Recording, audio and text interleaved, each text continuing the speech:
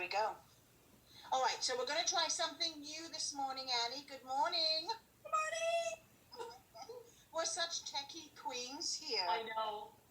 Okay, so we're going to try this. We're on Zoom and I'm recording.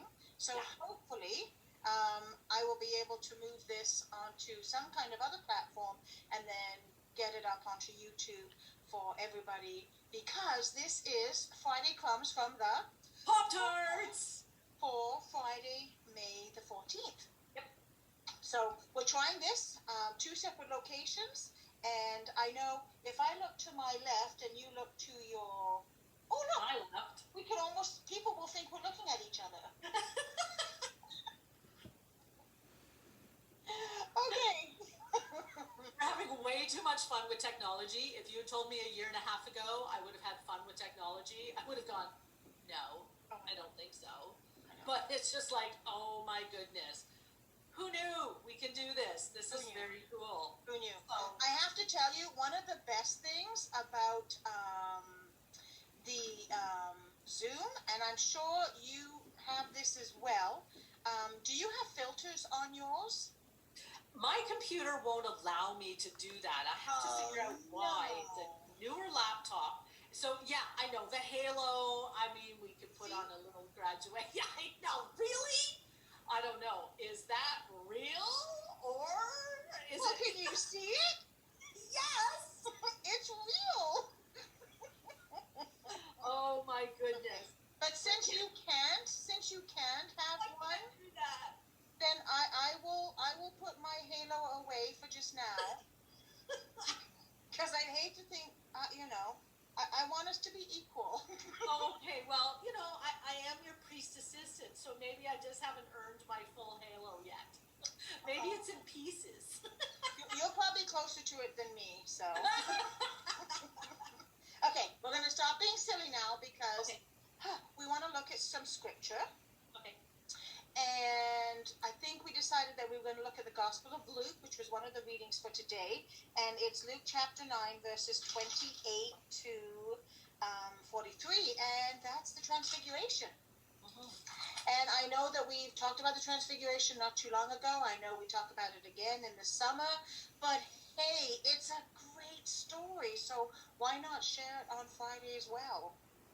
So why don't I start with it? I'll read sort of verses 28 up to 36. Right? Okay. Is that so? How far were we reading on that? I think that's the portion that we were reading because. Okay. Well, why don't I'll read up to verse 33. Okay. Okay, and then I'll have you come in at the beginning of 34. Okay. Okay. Okay, so this is the Gospel of Luke, as we said, and it's the Transfiguration.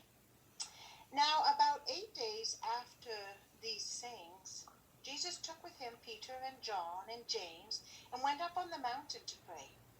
And while he was praying, the appearance of his face changed, and his clothes became dazzling white. Suddenly they saw two men, Moses and Elijah, talking to him. They appeared in glory and were speaking of his departure, which he was about to accomplish at Jerusalem. Now Peter and his companions were weighed down with sleep, but since they had stayed awake, they saw his glory and the two men who stood with him. Just as they were leaving him, Peter said to Jesus, "Master, it is good for us to be here.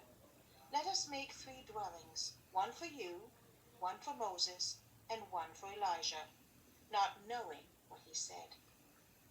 While he was saying this, a cloud came and overshadowed them, and they were terrified as they entered the cloud. Then from the cloud came a voice that said, "This is my son, my chosen. Listen to him." When the voice had spoken, Jesus was found alone, and they kept silent, and in those days told no one of any of what they had, of the things that they had seen. Amen. Just the other night, I don't know if you saw the fog that rolled in. And I mean, it just one minute things were pretty clear, and the next this fog came in, and I thought, you lose your sense of you lose any sense of bearing or where you are when that fog comes in, and it even affects what you hear. Yep. And I think about how those disciples must have felt. I mean, first of all, they had this incredible thing happen, right? Jesus transfigures before them, and he becomes dazzling white. And I think about what that does to your eyes. When you see something that's really, really bright, and then suddenly the cloud comes in. What they must have been feeling, the range of emotion, from elation to maybe even terror. Well, I wonder if there was confusion too. Yeah. Because being on the lake in the summers, you can see the fog rolling in.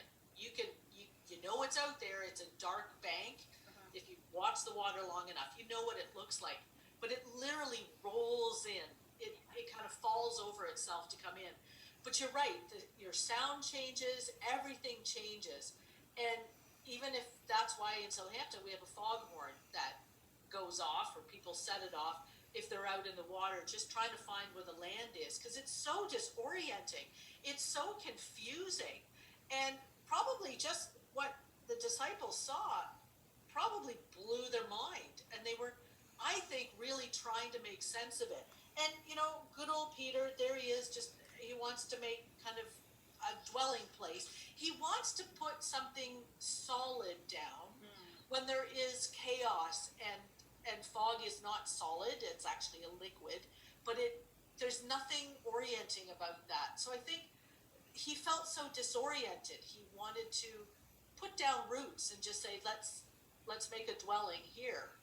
Well, no, God will have none of that, and made it even more confusing by taking Moses and Elijah away. Like, where did they go? Well, as you know, when the fog came in, you really can't see too far.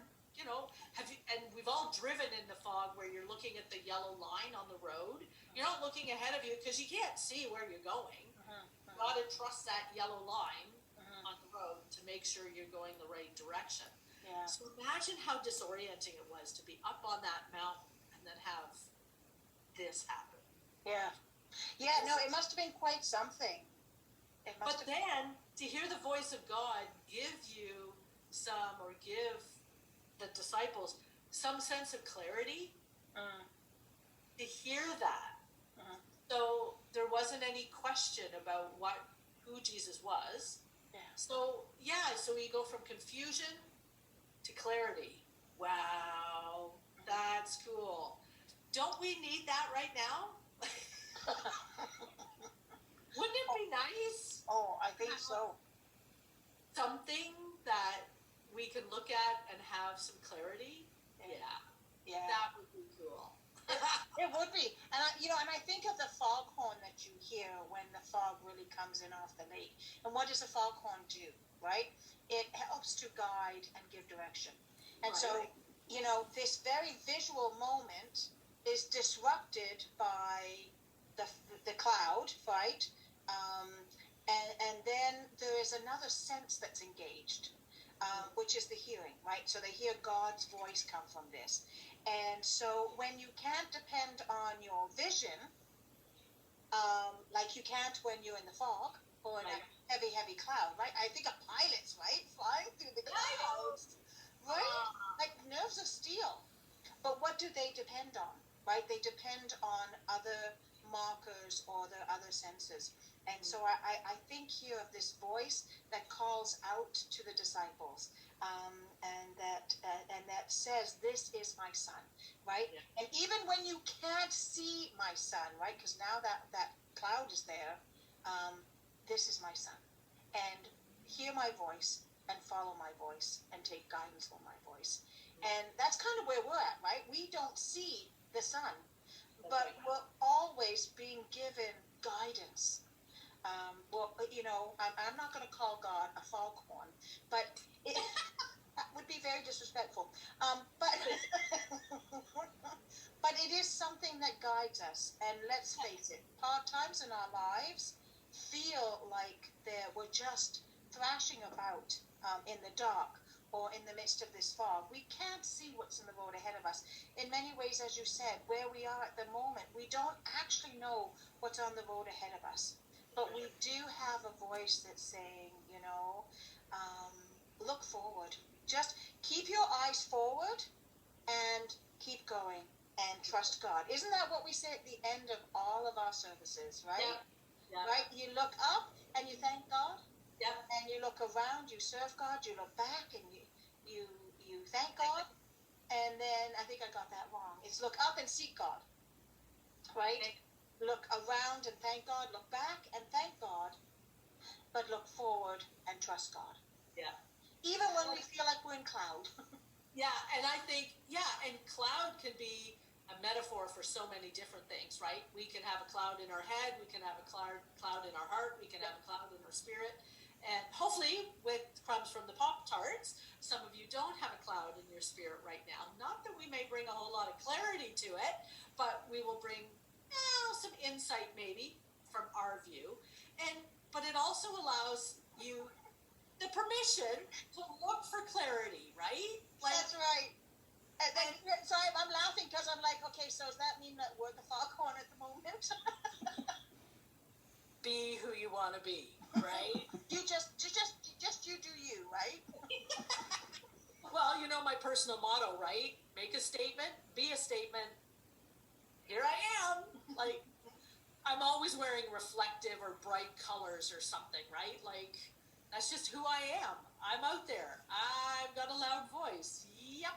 But we're all called to that. Like, right, in Scripture, we are called to let the light of Christ shine through us. And whatever the vessel is that holds that light, right, they're all going to be unique. Yeah. Right? There's not two vessels out there that are totally the same. But what shines forth from them is the light of Christ. What shone through the cloud may not have been seen with eyes, but it was heard, right? And it was the voice of God who was saying, this is my son, right? And it's a voice that gives us guidance. It gives us something to move towards, even when we can't see it. Yes, there we go. Well, I hope this works because I think that was kind of a good Friday Crumbs. I think it was too. It was. So, let's see if this works, and then who knows where we'll zoom in from the next time. Ooh, maybe from the beach. Who knows? Front porch, beach, whatever. Anyway, so from the Pop Tarts, blessings on your Friday. And I hope that the weekend is a time of wonder for you. Annie, thank you so much for joining me today. You are on holiday, so this is awesome that you took some time to do that. We are so blessed to have you with us, and I hope when you come back, you're going to be fully refreshed and full of vim and vigor, and wow, just blow our socks off. Woohoo! So, peace, everybody. Take care. God bless. We'll see you next week. Bye-bye now.